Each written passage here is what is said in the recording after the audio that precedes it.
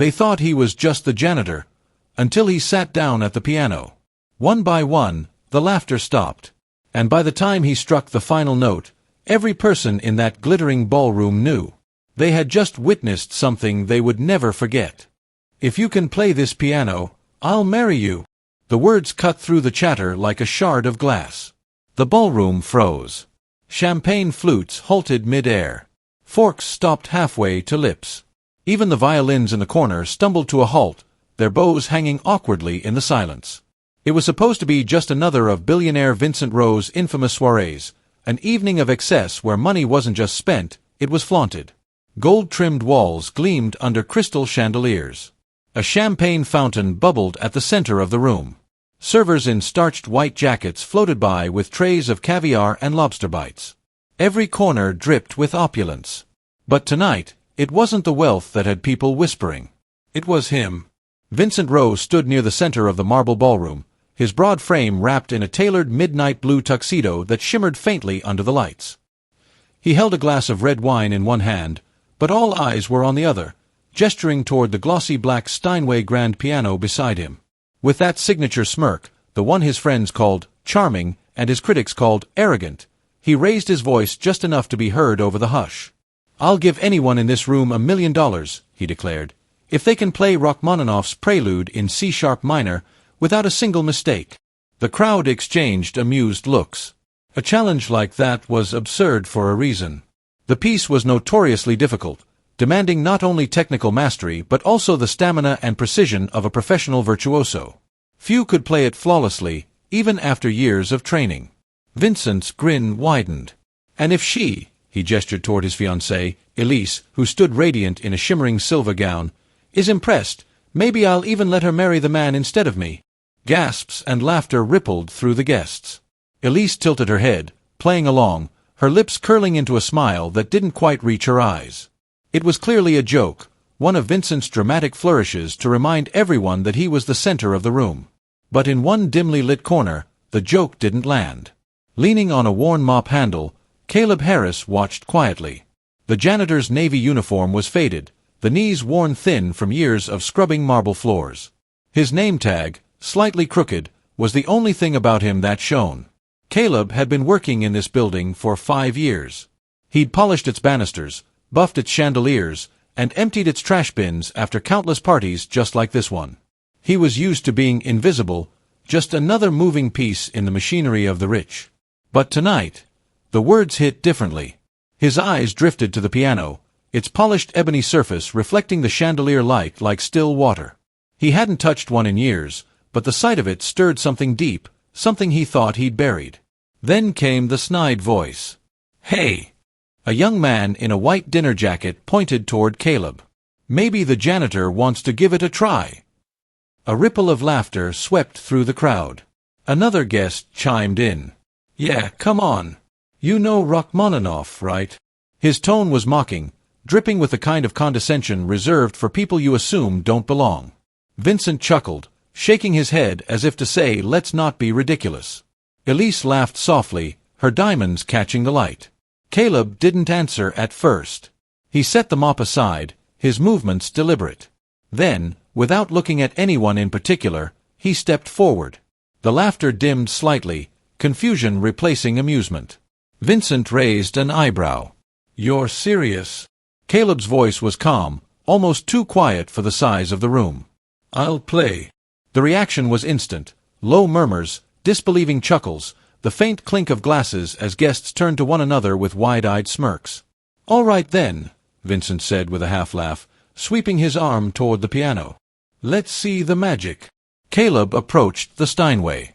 His calloused fingers brushed lightly against its smooth edge as he rounded to the bench. He lowered himself onto it with care, like someone reacquainting themselves with an old friend. The crowd shifted closer, drawn in by the tension, half expecting him to pound out something clumsy and humiliating, half hoping for it. Caleb placed his hands above the keys, letting them hover there for a moment. In that pause, the ballroom seemed to hold its breath. Even the champagne fountain sounded louder. And then, he played a single, resonant note. It was deep and rich, vibrating in the floor beneath their feet. That one note silenced the remaining whispers, turning the crowd's smirks into something else, something uncertain. Because in that note was control, precision, experience. And as Caleb's fingers began to move, not fumbling, not hesitating, but flowing with measured grace, the room's skepticism began to dissolve. His name was Caleb Harris, tall, broad-shouldered, with a quiet strength about him that most people missed at first glance. His faded Navy maintenance uniform had seen better days, marked with bleach stains, frayed cuffs, and a stitched patch where the fabric had worn thin. It was the kind of clothing that announced his role before he even spoke, a man whose work was meant to be noticed only when something was dirty. For 5 years, Caleb had been part of the background of Vincent Rowe's extravagant world. He'd swept marble floors until they gleamed, hauled away towers of empty champagne bottles after midnight, and polished gold banisters while the laughter of the wealthy echoed faintly through the halls above him. He had learned to keep his head down, to blend into the edges of the room where no one looked twice. But tonight, someone did. A young man in a crisp white dinner jacket, clearly amused, turned toward the far end of the ballroom where Caleb stood near the doorway, mop in hand. "Hey!" he called out loudly enough for the surrounding guests to hear. "Maybe the janitor wants to try." The remark landed like a pebble tossed into a still pond, rippling outward. A few heads turned. Then came the first snicker, followed by another. Within seconds, a handful of guests were chuckling and clapping in mock encouragement. Another voice, female this time, joined in. "Oh yes, please. I could use a good laugh." Caleb's ears burned hot. He kept his gaze steady on the floor for a moment, letting their words wash over him without reaction. It wasn't the first time he'd been underestimated, but there was something in the air tonight, a challenge, a spark, that kept him from retreating back into the shadows. Without a word, he rolled his mop bucket to the side, its wheels squeaking softly against the polished marble. The chatter in the room shifted, curiosity replacing some of the mockery. People began to turn, drawn not so much by respect as by the same impulse that makes onlookers pause before a street performer, half expecting brilliance, half expecting disaster. Caleb's steps toward the piano were steady, unhurried. He moved like a man approaching something sacred. The Steinway Grand, polished to a mirror finish, seemed to gleam brighter under the chandelier's light. When he reached it, he paused, letting his fingertips brush against its smooth black surface. He didn't immediately sit. Instead, he stared down at the keys with an expression that no one could quite read, something between reverence and recognition. It was the kind of look you give to an old friend you haven't seen in years. From across the room, Vincent Rowe took a slow sip of his wine, his mouth curling into a smirk. The billionaire's voice rang out, dripping with amusement. "What is this? You can't be serious." Caleb finally lifted his gaze, meeting Vincent's eyes without a trace of a smile. "I'll play," he said simply, his voice calm but certain. For a beat, the room was still. Then, as if a cue had been given, laughter broke out again, softer this time, but laced with disbelief. Some guests exchanged knowing looks, the kind people share when they think they're about to witness a spectacular failure. On Vincent's arm, Elise tilted her head, her diamond earrings catching the light as she rolled her eyes. "Darling," she said, her voice just loud enough for those nearby to hear, "don't waste our time." But Caleb was already moving. He pulled out the bench with a quiet scrape across the floor and lowered himself onto it. His posture was relaxed but deliberate, his hands resting lightly on his knees. The room, sensing something unexpected, began to hush. Even the laughter tapered off into a low murmur as eyes locked onto the janitor in the faded uniform sitting before a piano worth more than most cars. Caleb leaned forward, placing his fingers just above the keys, not pressing yet, just hovering, like a diver poised at the edge of a high platform. In that suspended moment, the air seemed to grow heavier. The clink of glasses stopped. The background hum of conversation faded to silence. The only sound was the faint bubbling of the champagne fountain across the room. Then, with a quiet exhale, Caleb lowered his hands. One deep, resonant note rang out, rich and commanding, vibrating in the very bones of the room. Heads tilted slightly. Brows furrowed. The tone had weight, control, and a confidence that didn't match the man they'd been mocking seconds earlier. He played the next chord, then another, and the snickers died completely. What they didn't know, what they couldn't possibly guess, was that Caleb Harris hadn't just once played a little. Years ago, He had been something else entirely. But tonight, they were about to find out. Caleb lowered himself onto the piano bench with a quiet, deliberate motion, the creak of the wood faint under his weight. The ballroom, moments earlier filled with snickers and whispered jokes, had gone strangely still, as if the very air was holding its breath. He placed both hands lightly on his knees for a moment, his gaze steady on the black and white expanse before him. The Steinway's keys gleamed like ivory and obsidian under the chandelier's light. His reflection stared back at him in the polished lid above, a man in a faded maintenance uniform seated before an instrument worth more than he earned in a year. Slowly, he lifted his right hand and let his calloused fingers drift across the keys, not pressing, just brushing them gently. It was a touch so careful, so reverent, it seemed almost intimate. Like a man tracing the contours of a face he once knew by heart. For a fleeting second, his lips twitched into the faintest of smiles. Yes, it was real. And then, he played. The first note rang out, low, resonant, and impossibly rich. It was a sound that didn't just fill the room, it claimed it. The tone was so deep and haunting that a shiver ran through the air. Conversations stopped mid-sentence. Forks froze halfway to mouths. Even the soft bubbling of the champagne fountain seemed to fade into the background. It was just one chord, yet it had shifted the entire atmosphere. Without sheet music, without a single glance at his hands, Caleb's fingers began to move. They didn't rush, they didn't hesitate, they flowed. And what they produced wasn't simply music. It was storytelling. Each note rose and fell with the rhythm of a tide, sometimes gentle as a morning swell, sometimes crashing with the force of a storm. His left hand rumbled in deep, sonorous waves, while his right hand danced lightly across the upper register, weaving in melodies that felt like threads of light breaking through clouds. There was precision in his playing, yes, but there was also something far rarer, emotion. Real, raw emotion. Every crescendo swelled with purpose, building tension until it seemed almost unbearable, only for him to pull back in an instant, letting a single aching pause hang in the air. Those silences weren't empty, they were heavy, filled with unspoken words. The audience, who only minutes ago had been laughing at the thought of a janitor playing for them, now leaned forward unconsciously. Some clutched their glasses without drinking, their eyes fixed on his hands. Mouths hung slightly open. Even Elise, whose earlier eye roll had been so dismissive, now sat perfectly still.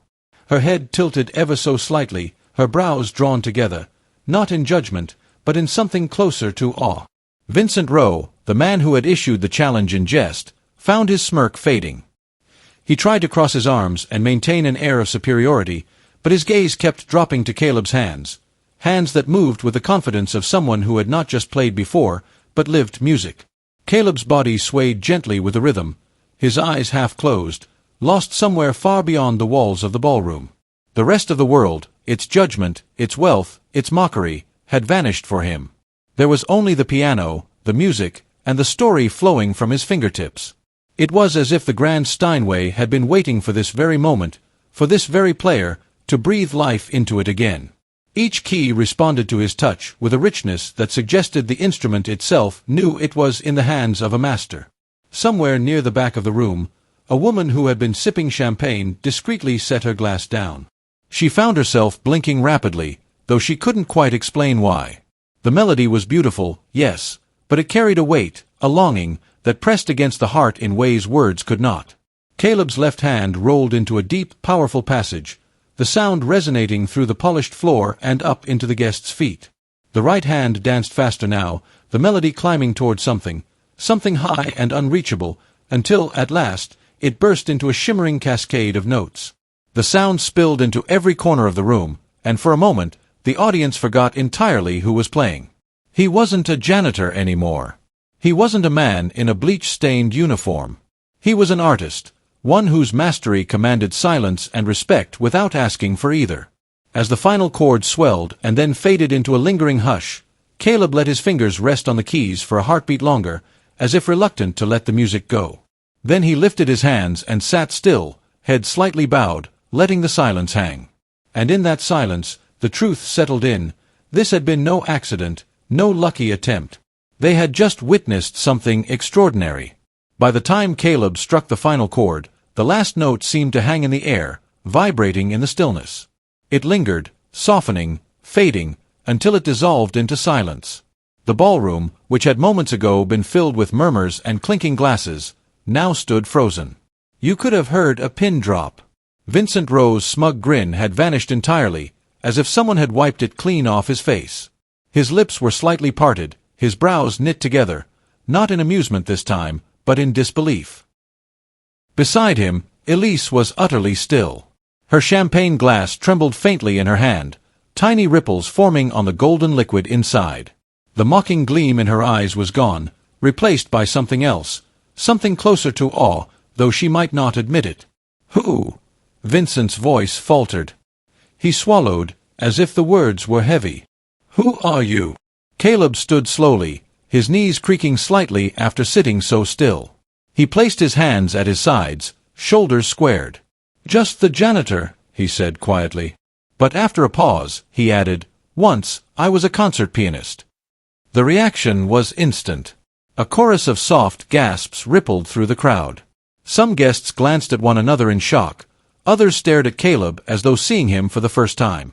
Caleb's gaze swept the room, his eyes meeting those of the people who had laughed at him minutes earlier. His voice was calm, measured, but each word carried weight. "I studied at the Juilliard School of Music," he began. "I toured across Europe. Paris, Vienna, Prague.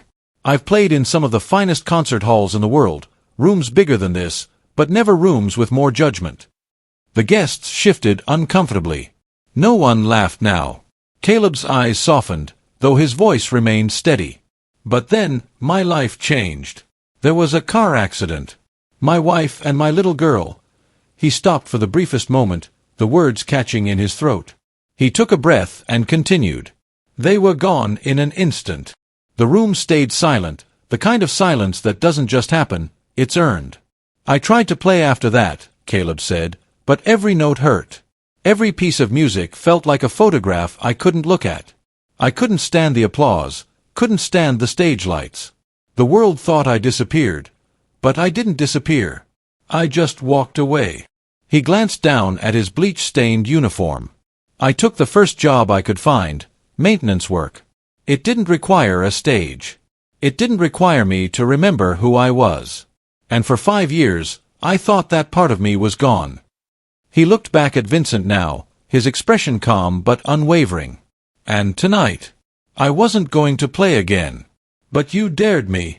Vincent shifted uncomfortably, the weight of the room pressing down on him. His challenge, meant as a joke, now hung in the air like an accusation.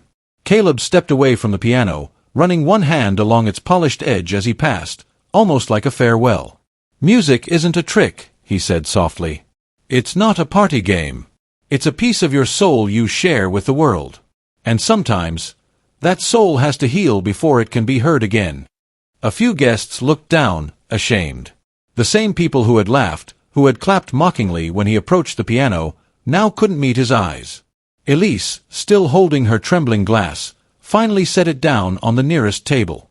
She didn't speak, but her expression had shifted, curiosity, perhaps even respect, replacing the condescension she'd worn earlier. Vincent cleared his throat, trying to find words. "I didn't know," he said, his voice smaller than before. "No," Caleb replied, his tone gentle but pointed. "You didn't care to know." The words landed heavily, settling into the corners of the room like dust no one could sweep away. And with that, Caleb picked up his mop bucket from where it sat in the corner. The squeak of its wheels echoed loudly in the stillness as he began to leave. He didn't wait for applause. He didn't wait for thanks. Because for Caleb, the music had never been about them. It had been about remembering and letting go. The room stayed quiet, but it wasn't the kind of silence that comes from discomfort. It was reverent. Every guest stood suspended in the moment, as though afraid to move and break whatever magic had just been woven into the air.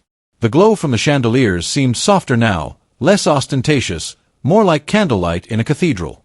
Vincent shifted on his feet, the weight of 100 eyes on him. His hand tightened around the stem of his wine glass before he finally set it down on a nearby table. When he spoke, his voice was smaller than anyone in the room had ever heard it. "I didn't know."